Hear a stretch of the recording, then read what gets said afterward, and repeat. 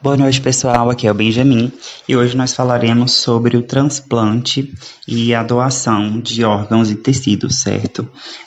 O que é o transplante, gente? O transplante, ele é nada mais, nada menos do que um procedimento cirúrgico que consiste na reposição de um órgão ou tecido de uma pessoa doente por outro órgão ou tecido normal de um doador vivo ou morto. De acordo com os subtipos de transplantações, podem-se ter a transplantação autoplástica, a transplantação heteroplástica e a transplantação heteróloga.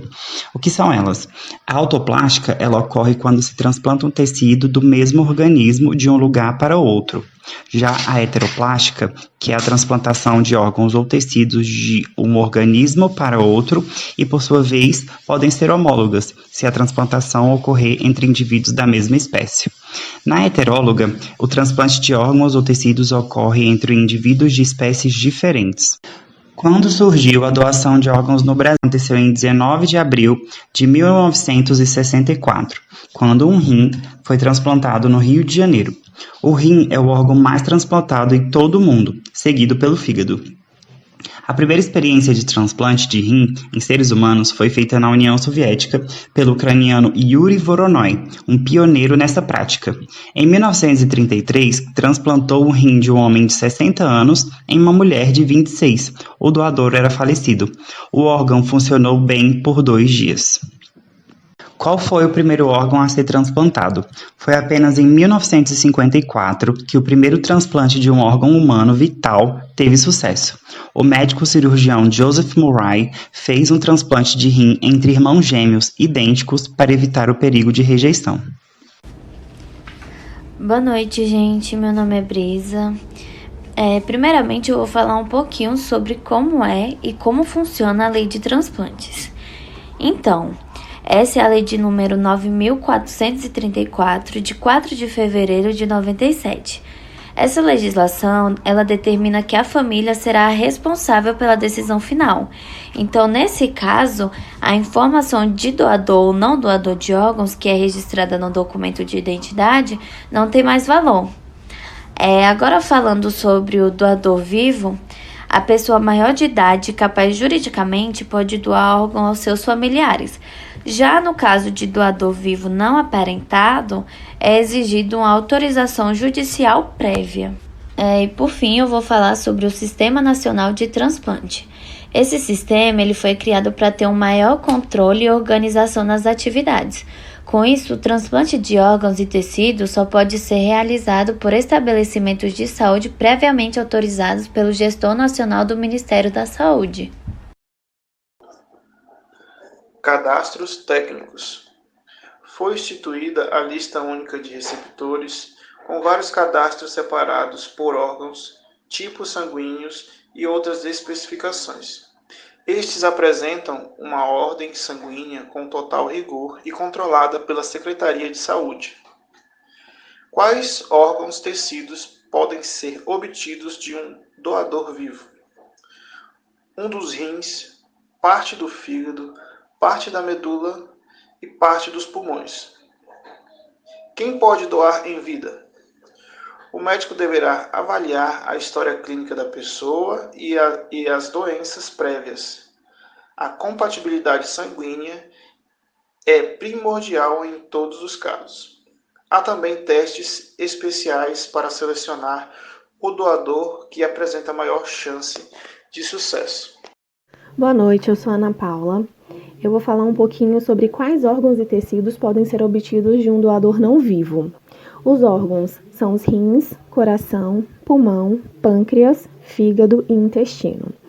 E os tecidos são as córneas, válvulas, ossos, músculos, tendões, pele, veias e artérias. Após a efetivação da doação, a Central de Transplante do Estado é comunicada e, através do seu registro de lista de espera, seleciona os seus receptores compatíveis. E quem é um potencial doador não vivo, né? São pacientes assistidos em UTI com quadro de morte encefálica, ou seja, morte das células do sistema nervoso central, que determina a interrupção da irrigação sanguínea ao cérebro e é incompatível com a vida, irreversível e definitiva. Boa noite, turma. Meu nome é Itamar E falando ainda sobre os transplantes de órgãos, vou tentar tocar nas dúvidas de algumas pessoas. Após uma doação, o corpo fica deformado? Não, de modo algum. A retirada dos órgãos é uma cirurgia como qualquer outra realizada, com todos os cuidados de reconstituição, que é também obrigatório por lei. Quais são os obstáculos para uma doação de órgãos no Brasil? Todavia, a doação enfrenta muitos obstáculos no Brasil, como resistência familiar e a falta de estrutura adequada, que precisa ser superados. A principal barreira é a negativa familiar. 47% se opõem a uma doação de um órgão de um parente. Quanto tempo dura um órgão para um transplante? Órgão, tempo máximo após a morte para a utilização de um transplante. Rins, retirada imediata após a morte, até 48 horas para ser reimplante. Coração, deve ser reimplantado entre 2 e 4 horas após ser retirado do corpo. O pulmão, retirada imediata após a morte, até 4 horas para ser reimplantado. Quanto tempo vive um órgão fora do corpo? Cientistas estão desenvolvendo um fluido que retarda a morte celular. Um órgão pode durar até 10 dias fora do corpo, porém o transplante de órgãos é uma verdadeira corrida contra o tempo. Atualmente, o tempo máximo que um órgão dura fora do corpo humano são 24 horas. Boa noite, eu me chamo Tiffany e vou estar falando sobre alguns princípios éticos.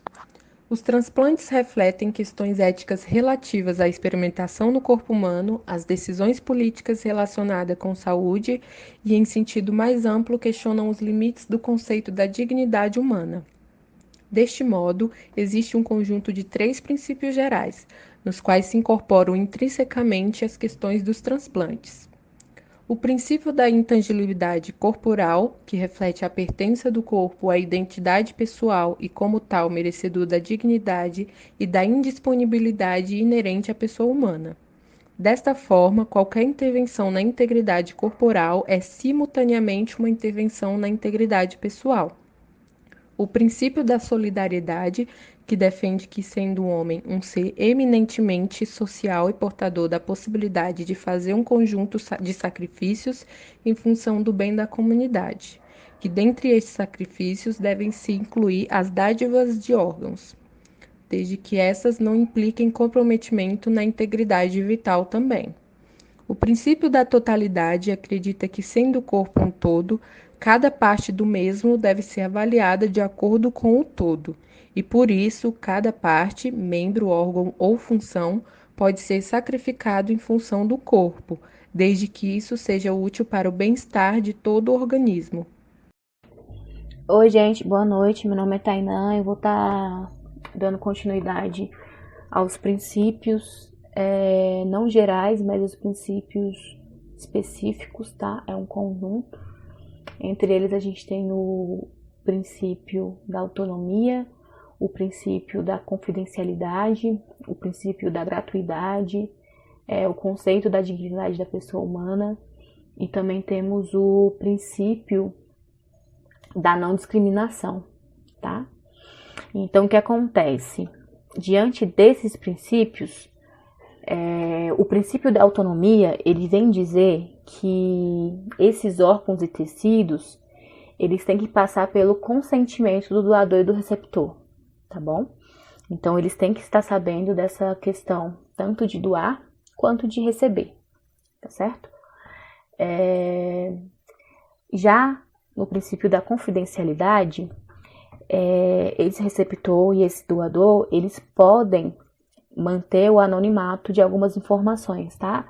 Seja ela questão sexual, seja ela questão religiosa, seja ela questão cor, né? A raça. Então, algumas informações aí ele pode manter em anonimato, tá? Já no princípio da gratuidade, os órgãos e tecidos, eles poderá ser apenas doado e jamais vendidos, tá bom? Nunca pode ser vendidos, no caso aqui no Brasil, tá?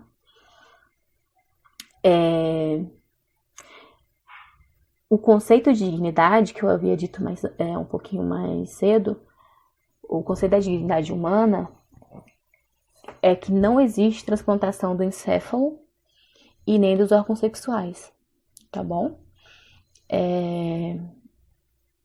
Esses dois órgãos, eles dizem muito sobre a questão da fronteira de identidade.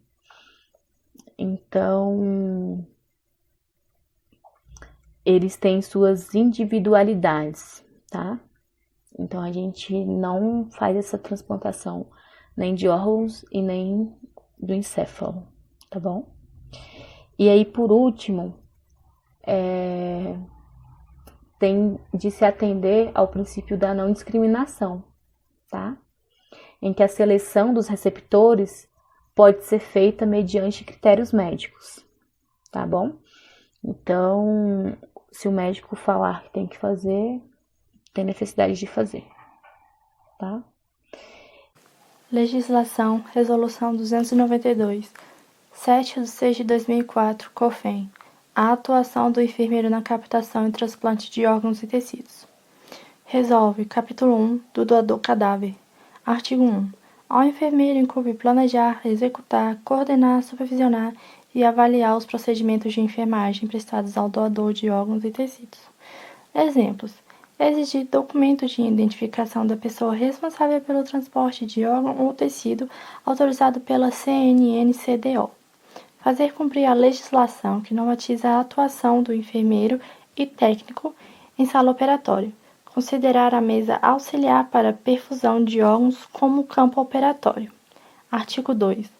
Realizar a enucleação do globo ocular, desde que tecnicamente habilitado pela Associação Pan-Americana de Banco de Olhos. Artigo 3. Planejar e implementar ações que visem a otimização de doação e captação de órgãos ou tecidos para fins de transplantes, dentre quais destacam-se: a. Desenvolver e participar de pesquisas relacionadas com o processo de doação e transplante. B. Promover e difundir medidas educativas quanto ao processo de doação e transplante de órgãos ou tecidos junto à comunidade. C. Participar e organizar programas de conscientização dos profissionais da área da saúde. Olá pessoal, meu nome é Davi e eu vou falar sobre o receptor. No artigo 4, diz que o enfermeiro incumbe aplicar a SAI, e em todas as fases do processo de doação e transplante de órgãos e tecido ao receptor e família, que inclui o acompanhamento pré- e pós-transplante, no nível ambulatorial e transplante intra-hospitalar, dentre os quais destacam-se 1.